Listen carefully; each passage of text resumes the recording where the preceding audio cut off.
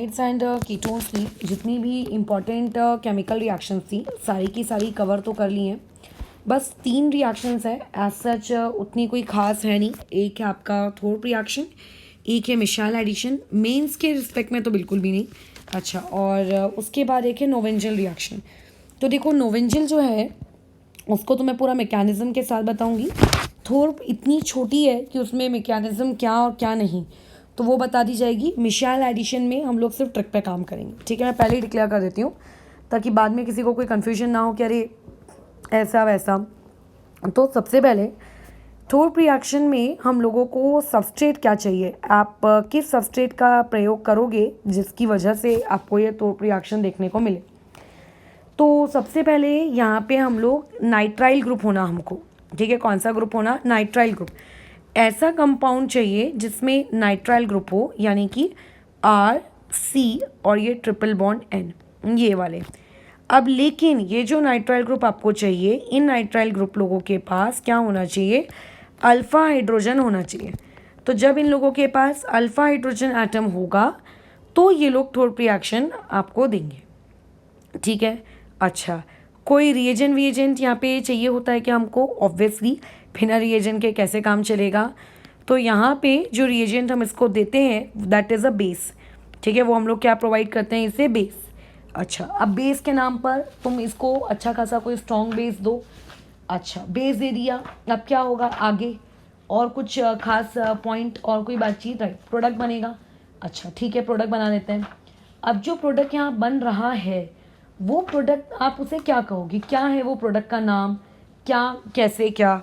तो देखो जो प्रोडक्ट यहाँ पे बनता है उसमें चीज़ें किस प्रकार से होती हैं आपको ये जानना है कि सबसे पहले कोई ना कोई R ग्रुप होता है, कार्बन होता है, डबल बॉन्ड ऑक्सीजन होता है, फिर अगेन कोई कार्बन की चेन होगी, लेट्स से कार्बन की चेन होगी और उस कार्बन की चेन से साइनाइड ग्रुप जुड़ा होगा। यानी कि अगर मैं ये कहूँ कि आप लोगों के पास यहाँ पे एक डबल बॉन्ड O ग्रुप भी है और साथ ही साथ में आप लोगों के पास वहाँ पे क्या है? एक साइनाइड ग्रुप भी है, क्योंकि साइनाइड को प्रायोरिटी ऑर्डर में IUPAC के हिसाब से कीटोन के ऊपर रखा जाता है। सो देयरफॉर क्या होगा? अल्फ़ा पोजीशन इसको कहा जाएगा, ठीक है। ये आप लोगों की अल्फ़ा पोजीशन रहेगी, ठीक है। इसकी फर्स्ट पोजीशन, ये सेकंड पोजीशन और एक मिनट, ये हो गई फर्स्ट पोजीशन, ये सेकंड पोजीशन और ये थर्ड पोजीशन। तो इस पर्टिकुलर प्रोडक्ट को हम लोग कहते हैं बीटा कीटो नाइट्राइल, ठीक है। ये प्रोडक्ट हमारा क्या कहलाएगा? Beta keto nitrile. बट क्या डायरेक्टली मुझको ये प्रोडक्ट अचीव हो जाता है क्या? ऑब्वियसली नहीं, ठीक है। ये प्रोडक्ट हमको डायरेक्टली नहीं मिलता। हम लोगों के पास इस रिएक्शन में, थोर्प रिएक्शन में पहले एक इंटरमीडिएट कंपाउंड तैयार होता है, ठीक है। ये प्रोडक्ट तो है बट पहले इस रिएक्शन में आप लोगों के पास अमीनो नाइट्राइल, ठीक है, ये एक इंटरमीडिएट कंपाउंड तैयार होगा IC। और जब इस इंटरमीडिएट कंपाउंड का आप हाइड्रोलिसिस करोगे तो जाके तुम्हें बीटा कीटो नाइट्राइल ऑब्टेन होगा। तो ये है आप लोगों की ये पर्टिकुलर रिएक्शन, ठीक है। अच्छा, अब इस रिएक्शन में हम लोगों को इसका प्रोडक्ट कैसे लिखना है वो भी सीखते हैं, बट पहले एक बार इसकी मैकेनिज्म सीख लेते हैं। एकदम एल्डोल की जैसी है, फटाफट तुम लोगों को बन जाएगी, ठीक है। आ जाओ मैकेनिज्म वाले पार्ट में। कोई भी आप एक पर्टिकुलर नाइट्राइल ग्रुप उठा लो जिसमें अल्फा हाइड्रोजन होना चाहिए। तो ये रहा CH3, यहाँ बाजू में CH2। अच्छा, तो ये रहा CH2 और यहाँ पे आ गया कार्बन ट्रिपल बॉन्ड N। ये सेल्फ कंडेंसेशन होगा, इसी के जैसा मैंने एक और उठा लिया। तो यहाँ पे आ गया CH3, यहाँ पे आ गया CH2 और यहाँ पे आ गया कार्बन ट्रिपल बॉन्ड N। अब इसको तुम बेस दे रहे हो, क्योंकि अब तुम जानते हो कि बेस देने से क्या होगा? बेस साइड से अल्फा हाइड्रोजन को निकालेगी, एक अल्फा हाइड्रोजन, ठीक है, किसी भी एक। तो अभी इसकी हम लोग स्टेप नंबर 1 लिखते हैं। स्टेप नंबर 1 में CH3, ये CH2, तो ये जो CH2 में तो ये एक हाइड्रोजन है, ये तुम लोगों का अल्फा हाइड्रोजन है। क्यों ये अल्फा हाइड्रोजन है? क्योंकि ये साइनाइड वाले ग्रुप के जस्ट बाजू में लगा है। इसमें तुमने बेस यानी कि B निगेटिव डाला। जब तुम यहाँ पे B निगेटिव डालोगे, ये B निगेटिव आया बड़े ही प्यार से, इस B निगेटिव ने आके इस H को बाहर निकाला। जैसे ही वो उस H को, 2 मिनट, हाँ, जैसे ही वो उस H को निकालेगा तो ये जो दोनों इलेक्ट्रॉन्स हैं ये किस पे शिफ्ट हो जाएंगे? आपके इस कार्बन पे शिफ्ट हो जाएंगे। ठीक है, यानी कि बेस डालने से होता क्या है, आपका अल्फा हाइड्रोजन निकल कर आता है, और अल्फा हाइड्रोजन को निकालने वाली ही स्टेप इस क्वेश्चन की क्या होगी, RDS होगी। तो RDS कौन होता है ये पता होना चाहिए। अब बताओ क्या हो गया, बेस आपने बेस को हाइड्रोजन दे दिया, इट इज BH। अगर OH निगेटिव दोगे तो H2O बाहर निकलेगा, अगर R2N दोगे तो RNH2 बाहर निकलेगा, RNH दोगे तो RNH2 बाहर निकलेगा, NH2 निगेटिव दोगे या तो NH3 बाहर निकलेगा। ठीक है, जो भी स्पीशीज दे रहे हो उसमें एक हाइड्रोजन लगा के बाहर निकाल देना उसको। अब जो बच गया वो बचा हुआ पार्ट क्या है, CH3, यहाँ पे CH, उसके ऊपर ये इलेक्ट्रॉन्स आ गए, निगेटिव चार्ज आ गया, और यहाँ पे आ गया साइनाइड ग्रुप, बराबर। अब ये जो ऊपर में आप लोगों के पास स्पीशीज तैयार हुई है, ये स्पीशीज किसके जैसे एक्ट करेगी, एक्ट एज अ न्यूक्लियोफाइल। और जब यही species act as a nucleophile करेगी तो इसको कोई ना कोई इलेक्ट्रोफिलिक सेंटर होना, जिस इलेक्ट्रोफिलिक सेंटर पे ये जाए और इलेक्ट्रोफिलिक सेंटर में जाने के बाद ये क्या कर सके, वहाँ जाके अपने इलेक्ट्रॉन्स जाकर देकर आ जाए, बराबर। तो अब देखो ये चीज़ कैसी है, अभी तुमको ये जो पाई इलेक्ट्रॉन्स है, ये पाई इलेक्ट्रॉन्स अगर इस नाइट्रोजन पे शिफ्ट हो गए तो नाइट्रोजन पे तो निगेटिव आ जाएगा, बट कार्बन पे पॉजिटिव चार्ज क्रिएट हो जाएगा, और उसी कार्बन पे जाकर ये आप लोगों की निगेटिव चार्ज वाली स्पीशीज, ठीक है, यहाँ पे जो कार्बन आयन क्रिएट हुआ है ये जाकर यहाँ पे अटैक करेगा, ये इस तरीके से। ठीक है, तो अब इसका आगे प्रोडक्ट आप कैसे लिखोगे बताओ, इसके प्रोडक्ट में क्या होगा, अटैक होना यानी कि बॉन्ड बनना। तो CH3 CH2, वहाँ पे कार्बन के बाद अब नाइट्रोजन के पास सिर्फ और सिर्फ क्या रह गया, डबल बॉन्ड रह गया। नाइट्रोजन के पास एक लोन पेयर था, तब तक वो खुश था, एक और लोन पेयर आ गया, वहाँ पे अब कौन सा चार्ज बताओ आ जाएगा, वहाँ पे अब आ जाएगा आपका निगेटिव चार्ज।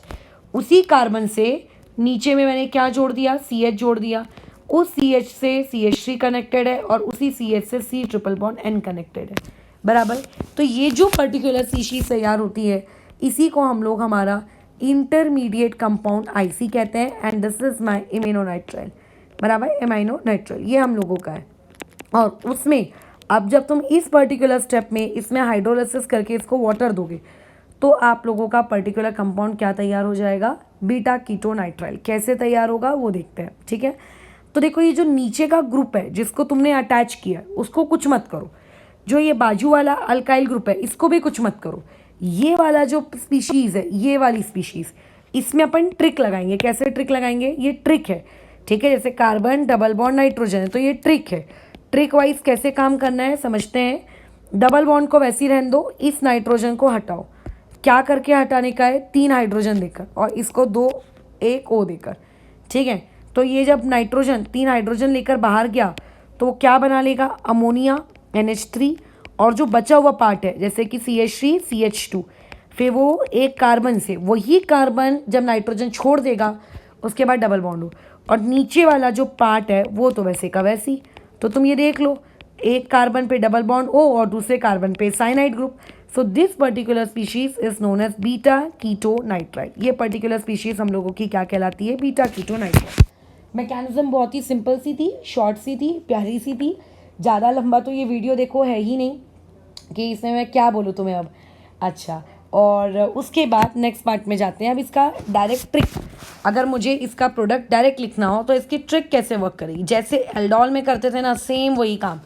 फॉर एग्जांपल मेरे पास ऐसा लिखा होता CH3, यहाँ पे लिखा होता CH2, तो अल्फा हाइड्रोजन में से जो एक हाइड्रोजन होता है उसको नीचे की तरफ लटका दो। ऐसे ही हम लोग एल्डोल में भी करते थे, तो ये मैंने एक नीचे की तरफ लटका दिया, ठीक है। अच्छा, और उसके बाद अब क्या हो जाएगा आप लोगों का, ये बाजू में साइनाइड यानी कि, एक मिनट, हाँ, ये बाजू में साइनाइड यानी कि C�BN। इसी के जैसी एक और स्पीशीज़ है, कौन है उसी की जैसी आप लोगों की एक और स्पीशीज़, CH3, ठीक है। अच्छा, उसमें जो CH3 है मुझे उससे कोई मतलब नहीं, मुझे उसकी अल्फ़ा पोजीशन से मतलब है। मुझे किससे मतलब है, उसकी अल्फ़ा पोजीशन से मतलब है। किससे मतलब है, उसकी अल्फ़ा पोजीशन से मतलब है, ठीक है। तो जो अल्फ़ा पोजीशन है वो कहाँ है, ये रही CH3 CH2, और उसके बाद नेक्स्ट में क्या आ जाएगा आप लोगों का, यहाँ पे C�BN। तो देखो काम कैसे करना है, जो आप लोगों का इधर का अल्फ़ा है उसका अल्फ़ा, उसके पास जो अल्फ़ा है ये वाला अल्फ़ा हाइड्रोजन आपको ट्रांसफ़र करना है। किसके पास ट्रांसफ़र करना है, बाजू वाले का जो C ट्रिपल बॉन्ड N है उसको ना ऐसे लिखो, ये ऐसे। तो ये वाला जो अल्फ़ा है, ये वाला अल्फ़ा हाइड्रोजन, ये यहाँ ट्रांसफ़र हो जाएगा, ये यहाँ, ठीक है। यानी कि NH बराबर है, यानी कि क्या बनेगा, NH बनेगा। और इस अल्फ़ा पोजीशन को जोड़ दो, किससे, इस वाली अल्फ़ा पोजीशन से जोड़ दो, जैसे एल्डोल में करते थे वैसे ही। तो क्या हो जाएगा, CH3, और उसके बाद क्या आ जाएगा आप लोगों के पास, CH2, उसके बाद कार्बन, कार्बन के पास नीचे डबल बॉन्ड, ट्रिपल बॉन्ड हटा के डबल बॉन्ड कर देना, क्योंकि ये इधर पे शिफ्ट होता है, क्यों होता है ऊपर देखें। N के पास क्या आ जाएगा, हाइड्रोजन, बराबर। अच्छा, इस पर्टिकुलर अल्फा पोजीशन से, इस CH2 वाली पोजीशन से अब क्या होने वाला है, अब क्या कांड मचने वाला है। अच्छा, दूसरा बात, एक मिनट को मैंने यहाँ गड़बड़ कर दी। ये वाला जो पोजीशन है, ये वाला अल्फा कार्बन मुझे किसके साथ ज्वाइन करना है, आप लोगों के इस कार्बन के पास, जिससे हम लोगों का नाइट्रोजन शिफ्ट हो रहा है। तो क्या हो जाएगा, उस कार्बन के पास आके कौन जुड़ जाएगा, सिंगल बॉन्ड से CH, ऊपर में उसके CH3, और उधर में उसके पास C ट्रिपल बॉन्ड N। ये हो गई हमारी ट्रिक। अब नेक्स्ट में क्या कर दो, जैसा तुम्हें बताया था, यहाँ आपको ब्रेक करो, यहाँ पे H2 दो, ऊपर में O दो। ये जो बना ऊपर प्रोडक्ट, ये कौन है, इंटरमीडिएट कंपाउंड है। जैसे ही तुम ऐसा करोगे तो ये हो जाएगा CH3, यहाँ पे आ जाएगा CH2, यहाँ पे आएगा कार्बन, यहाँ पे आएगा डबल बॉन्ड O, यहाँ पे आएगा C, यहाँ पे आएगा CH3, यहाँ पे आएगा H, और यहाँ पे आएगा C triple bond N। Simple सी एल्डोल टाइप की क्वेश्चन थी, बस ये तुम लोगों को याद रखना था, ठीक है। अच्छा, अब इसमें एक डाउट आता है, यूजुअली जब भी हम लोगों के पास साइनाइड ग्रुप होता है, साइनाइड ग्रुप की अगर आप मतलब उस कंपाउंड को अगर आप हाइड्रोलिसिस करो तो वो कार्बोक्सिलिक एसिड वाले पार्ट में कन्वर्ट हो जाता है। बट अगर आप लोगों के पास थोर्प रिएक्शन है, तो थोर्प रिएक्शन में, ठीक है, आप लोगों का जो भी साइनाइड ग्रुप है, C triple bond N group जो है, इज नॉट हाइड्रोलाइज, ठीक है, वो हाइड्रोलाइज नहीं होगा। ये एक पार्ट याद रखने का है, बस खत्म हो गया कहानी, ठीक है, इतनी सी थी, ठीक है।